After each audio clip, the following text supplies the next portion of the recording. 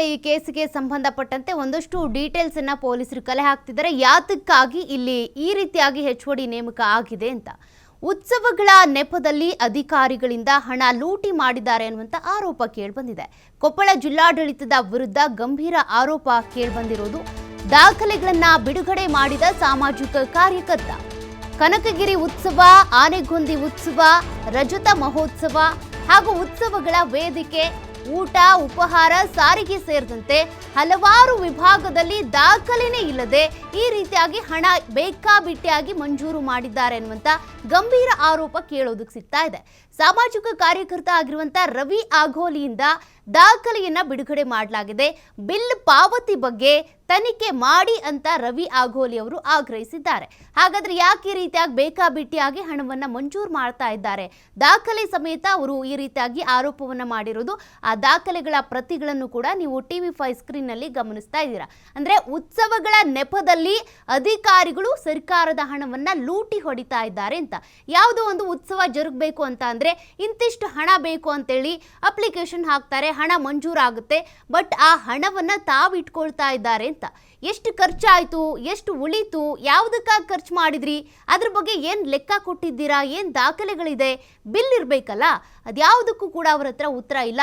ಹೀಗಾಗಿ ಕೊಪ್ಪಳ ಜಿಲ್ಲಾಡಳಿತದ ವಿರುದ್ಧ ಕೇಳಿಬಂದಿರುವಂಥ ಈ ಗಂಭೀರ ಆರೋಪಕ್ಕೆ ದಾಖಲೆಗಳ ಸಮೇತ ಈ ಸಾಮಾಜಿಕ ಕಾರ್ಯಕರ್ತ ಆಗಿರುವಂಥ ರವಿ ಅವರು ಒಂದಷ್ಟು ದಾಖಲೆಗಳನ್ನು ಬಿಡುಗಡೆ ಮಾಡಿದ್ದಾರೆ.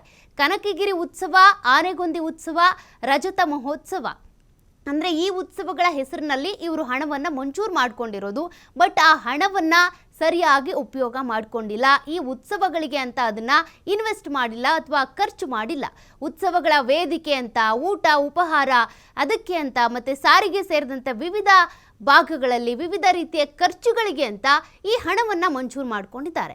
ಬಟ್ ಆ ಹಣಗಳಿಗೆ ದಾಖಲೆಯಲ್ಲಿದೆ. ದಾಖಲೆ ಇಲ್ಲದೆ ಇದ್ರೂ ಕೂಡ ಈ ಹಣ ಮಂಜೂರಾಗಿದ್ದಾದ್ರೂ ಹೇಗೆ? ಸಾಮಾಜಿಕ ಕಾರ್ಯಕರ್ತ ಆಗಿರುವಂಥ ರವಿ ಅಘೋಲಿ ಅವರು ಈಗ ದಾಖಲೆ ಸಮೇತವಾಗಿ ಈ ಒಂದಷ್ಟು ಆರೋಪಗಳ ಬಗ್ಗೆ ಮಾಹಿತಿಯನ್ನು ಕೊಟ್ಟಿದ್ದಾರೆ. ಬಿಲ್ ಪಾವತಿ ಬಗ್ಗೆ ತನಿಖೆ ಮಾಡಿ.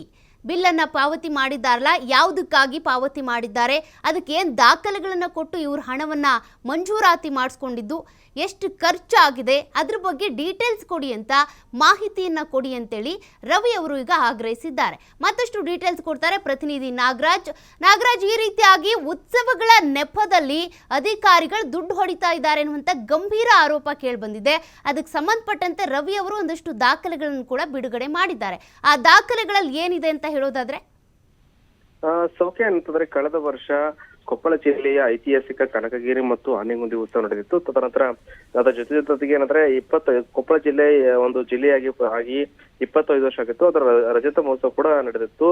ಈ 3 ಕಾರ್ಯಕ್ರಮಗಳಲ್ಲಿ ಅಧಿಕಾರಿಗಳು ಹಣವನ್ನ ಲೂಟಿ ಮಾಡಿದ್ದಾರೆ ಅಂತೇಳಿ ಸಾಮಾಜಿಕ ಕಾರ್ಯಕರ್ತ ಅಂತ ರವಿ ಆಘೋಲಿ ಅವರು ಏನಂದ್ರೆ ಗಂಭೀರವಾದಂತಹ ಆರೋಪ ಮಾಡಿರುವಂತದ್ದು. ಕೆಲವೊಂದಿಷ್ಟು ಮಾಹಿತಿ ಹಕ್ಕಿನ ಅಡಿಯಲ್ಲಿ ದಾಖಲೆಯನ್ನ ಸಂಗ್ರಹಿಸಿದಾಗ ಆ ದಾಖಲೆ ನೋಡೋದು ಕೂಡ ಬೆಚ್ಚಿ ಬೀಳಿಸಿರುವಂತದ್ದು. ಯಾಕಂತಂದ್ರೆ ಅಧಿಕಾರಿಗಳು ಕೆಲವೊಂದಿಷ್ಟು ಏನಂತಂದ್ರೆ ತರಕಾರಿಗಳನ್ನ ಉತ್ಸವದಲ್ಲಿ ಬಂದಂತ ಜನರಿಗೆ ಊಟೋಪಚಾರ ಇರ್ಬೋದು, ಮತ್ತು ಕೆಲವೊಂದಿಷ್ಟು ಅತಿಥಿಗಳಿಗೆ ಡ್ರೈ ಫ್ರೂಟ್ಸ್ ವಿತರಣೆ ಇರ್ಬೋದು, ಮತ್ತು ಕೆಲವೊಂದಿಷ್ಟು ಸಾರಿಗೆ ವ್ಯವಸ್ಥೆ ಮಾಡಿದಲ್ಲಿ ಬಹಳಷ್ಟು ಲೋಪಗಳನ್ನು ಮಾಡಿದ್ದಾರೆ ಅಂತ ದಾಖಲೆಗಳನ್ನ ನೋಡಿದಾಗ ಗೊತ್ತಾಗಿರುವಂತದ್ದು. ಏನು ಊಟೋಪಚಾರ ಮಾಡುವಾಗ ಕೆಲವೊಂದಿಷ್ಟು ತರಕಾರಿಯನ್ನ ಖರೀದಿ ಮಾಡ್ಬೇಕಾಯ್ತು. ಆ ತರಕಾರಿಗಳನ್ನ ಮೆಟಲ್ ಸ್ಟೀಲ್ ಅಂಗಡಿ ಇರುತ್ತೆ, ಮೆಟಲ್ ಸ್ಟೀಲ್ ಅಂಗಡಿಯಲ್ಲಿ ಖರೀದಿ ಮಾಡಿದೀವಿ ಅಂತೇಳಿ ಆ ದಾಖಲೆಗಳನ್ನ ತೋರಿಸಿರುವಂತದ್ದು. ಅಲ್ಲಿ ನೋಡಿದಾಗ ಖಂಡಿತವಾಗ್ಲೂ ಕೂಡ, ಯಾಕಂದ್ರೆ ಮೆಟಲ್ ಸ್ಟೀಲ್ ಅಂಗಡಿಯಲ್ಲಿ ತರಕಾರಿಗಳು ಹೇಗೆ ಸಿಗುತ್ತೆ ಮತ್ತು ಅವರು ಕೂಡ ಬಿಲ್ ಯಾವ ರೀತಿ ಅಂದ್ರೆ ಜಿಲ್ಲಾಡಳಿತಕ್ಕೆ ಅವರು ಸಬ್ಮಿಟ್ ಮಾಡ್ತಾರೆ, ಇವೆಲ್ಲ ದಾಖಲೆಗಳನ್ನ ನೋಡಿದಾಗ ಖಂಡಿತವಾಗ್ಲೂ ಕೂಡ ಎಲ್ಲೋ ಕೂಡ ಒಂದು ಲೋಪ